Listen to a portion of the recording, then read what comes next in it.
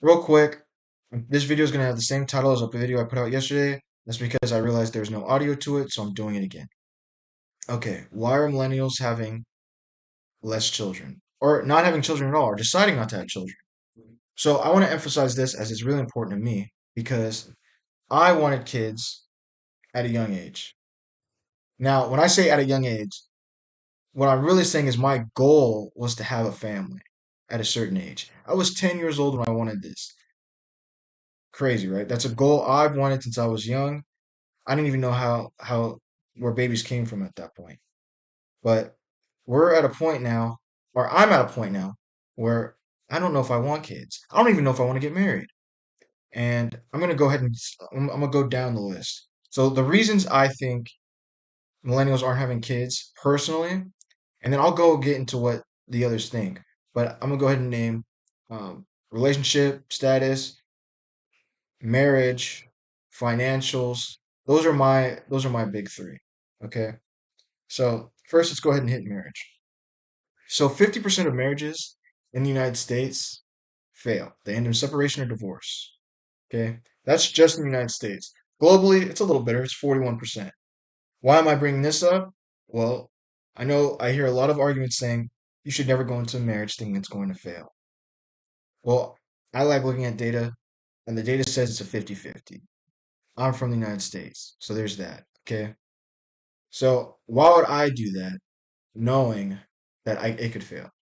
That's me. You're looking at risk assessment. I don't know if it's worth it. You could lose. I could lose a lot of my money. I have to go through court procedures. I don't know if I want to do all that. I'm not trying to. Again, I get you're not supposed to expect it when you're looking at numbers like that. You got to look. You have to plan something, right? What's going to happen? Am I going to be able to afford these things if something like that happens by myself? Single parent income. It's going to be hard.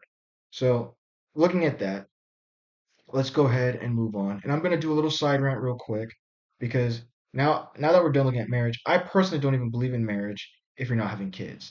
Now, that's for me. I'm never against people getting married just because they love each other. I'm just saying when it comes for me, when I'm looking at the benefits, children, you're getting tax breaks for children. You still get tax breaks if you're just married, but is it worth the risk when you think about divorce, right? And I don't think so. I personally don't think so. Now, could be convinced otherwise? If I really love someone and they really want to get married, as long as they're not asking me to pay for a big wedding, sure. But right now, we are being told if you want to get married to someone, you got to buy a ring. You got to spend at least like 12 to $20,000 on the wedding. I don't even know if I'm lowballing that, to be honest. I don't know how much the average wedding costs. Then you're thinking, okay, well, then there's the honeymoon. Then there's like, okay, well, we're gonna want a home, right? Okay, and then you get a home. Then you want, you're looking at, and if you do want kids, we're looking at $20,000 to $30,000 in medical bills just for having a child, and that's for each child, not altogether. So if you want multiple children, we're just going into debt. Now, another thing I need to mention is I don't know about other places, but I live in California. So because I live in California, I don't know if you guys have seen this, but a lot of us are leaving. Why? Because it's unaffordable to live in houses. The houses are unaffordable. We're looking at 400 and up. Now you can find houses for lower than 400, and that would be if you compare it to other states, you're like, okay, that's the same price. But when you compare it to other states, even if you're looking at the same price, you're losing out on square footage. So why would you just not go buy a house in another state? There's that. So me, it's even worse because if I want a family, and if I want a bigger family than one child, let's say I want to have 2 to 4 kids, and I want a house, it's not going to happen without me going into debt. And I'm never going to pay that house off in my lifetime unless I get a I become crazy successful. Now, I'm set up to make a good amount of money in the next couple of years if things go as planned. But even with that, I would have to leave California. And in fact, I plan to leave California. So that's just another specific thing. Did I talk about Social Security already? Millennials and Gen Z, I don't even know if what's the generation before the millennials. But if we're looking at that, we're not getting Social Security. We're not. I just want you guys to know this. We're not getting that. We're paying into it, That money is set to dry up before whatever. So we're going to be working for the rest of our lives, unless you're a special case. The average person is going to be working for the rest of their lives, right? So now we're looking at that. And I'm like, okay, education costs more than it ever has. And I can't stand the argument that I hear from the older generation saying we're lazy, blah, blah, blah. We just don't want to work hard. Every time something's hard, you just want to stop. I just want to really let me go ahead and explain something. As it should be, our generations and the new generations are more politically involved. We are very active. I think we're I think we are involved in the workforce more than the last couple generations have been. So in general, we are doing more. The problem is, even with us doing more, it doesn't matter because everything takes more. You guys are taking and taking and taking, and we can't keep up. And I don't think you guys would have kept up if you guys were in the same circumstance. I understand we're progressive now and things are easier from like a social view. But when you're looking at economic and just like how we are trying to do things, we are in a situation where we can't afford any of this. So these are big reasons. Now these are my reasons, and the problem with my reasons are when I looked into it, they're saying that's not the issue. If you think it's a part of the issue, but it's not the issue. So I've been talking about how relationships in general between men and women have been going down. It's on a downtrend. We are just less likely having sex. So that's probably a big part of why we're not having kids. But we also don't want kids. So basically what I'm saying is they're saying this is a cultural shift. We don't want kids. We aren't having sex, and we're not doing these things in general. Now, another thing that they name specifically is women's newfound independence. Now, I know some of you are going to be like, I told you, women and working and all this stuff we're doing, it's having a negative effect on us. Listen, listen, listen. This is such a hard topic, but when I really have to think about it, it's not hard. Okay. So we're talking about women being able to go and secure their own future. I don't see that as an issue and I encourage it. Why do I encourage it? Okay. If I have a daughter and she has to go and sacrifice her education, she has to go and sacrifice her school, no, I already said education, her career to have children and stay at home. That doesn't make sense to me that we are expecting them to do this. Also, they're sacrificing their bodies because they have to go through a lot. We underestimate how much they have to go through. They have to go through a lot to have our children, right? And then we're expecting them to stay home and live unfulfilled. I mean, depending on the woman, it might be unfulfilling to them. So a lot of them just don't want it.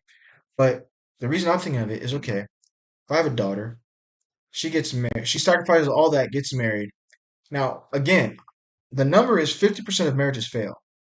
So now if her husband leaves her, what is situation is she in?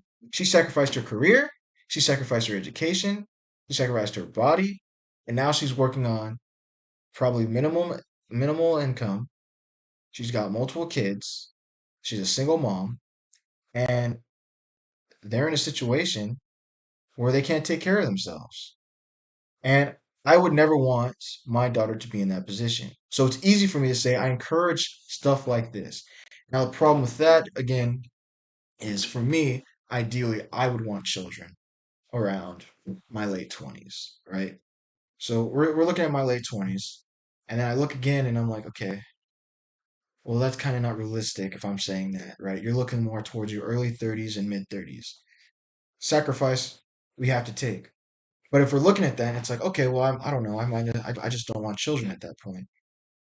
These are reasons why this is happening. Now, I don't know the ways to fix this. I mean, you need to help us. You just need to help us.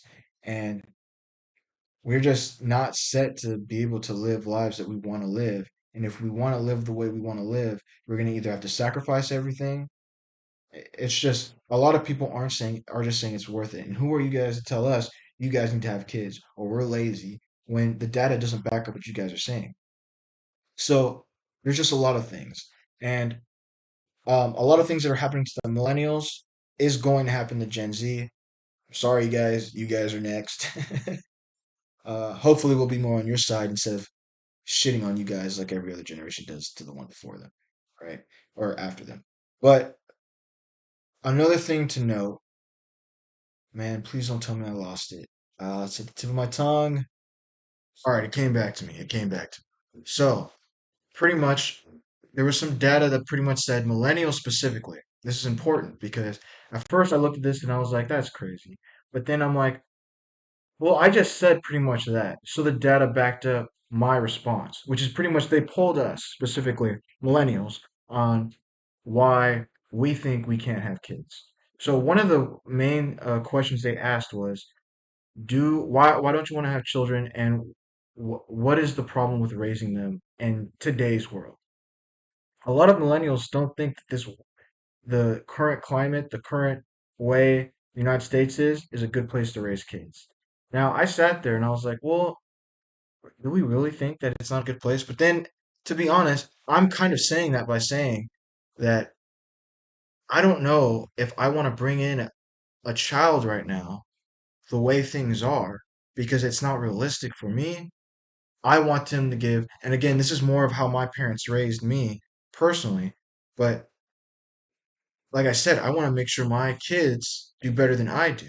And for me to do that, I have to be doing well.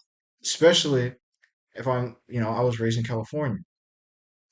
So I'm sitting here and I'm like, well, that's kind of right. And they pretty much say that millennials are over exaggerating how bad things are. But I'm not so sure that's right. And honestly, I'm not sure that's for anyone to tell you how to raise your kids. If you want to raise your kids in the best possible situation you can, there's no problem with waiting. And I think that's the other thing. We're just having kids way later. And so maybe a lot of us will decide to have kids later. It's just not the time right now. Another thing is, I've said it throughout this whole video, but I'm hinting at personal goals. So I don't know for you guys, but if I'm successful enough, I want to have my parents be able to live the last couple of years they have work free. So if they can retire, if I can retire them, I know children aren't supposed to be worrying about that, and my parents tell me not to worry about that. They tell me don't worry about it. You, the only thing we care about is your success. And I'll probably say that to my kids. But as a child who has been dependent on these people for basically my whole life, I don't want them to have to keep working if I can afford to keep them safe or for them to stay home. So if I can do that, I would rather do that than set myself in a situation where I'm not going to be able to get a home, so I'm going to have to get an apartment. Okay, if I want multiple children, an apartment's not going to be big enough. We're going to be struggling for the rest of our lives. Instead, where I can be in a situation where I move to another state, I have a house paid off, this, that, and the other. Maybe I don't have kids, but I got all these other things. And now that I have a house paid off, I can give that. Maybe if I do have kids later, I can give that to them then. But right now, it just doesn't seem like that's possible. And there's just a lot of people who personally have other goals in mind, other things that they want to do. And if you have children, you're not going to either be able to do those things or it's going to make it a lot harder. So why not wait? I really wonder if we're just deciding not to have kids or if we're just delaying it because people change their minds. I mean, I changed my mind. I don't want kids right now. Um, with that being said, what do you guys think? Please let me know in the comments. Do you guys believe in marriage? Are you guys already married? Do you guys want kids? Do you guys not want kids? Do you guys not want kids because of you guys want kids but can't? Just go ahead and give me your reasonings. I gave my reasons and I gave the reasons what the research is telling us. But honestly, I just think that right now we're just not we just don't have a good support system to help us do the things that we need to do or want to do for our children. Thank you for listening.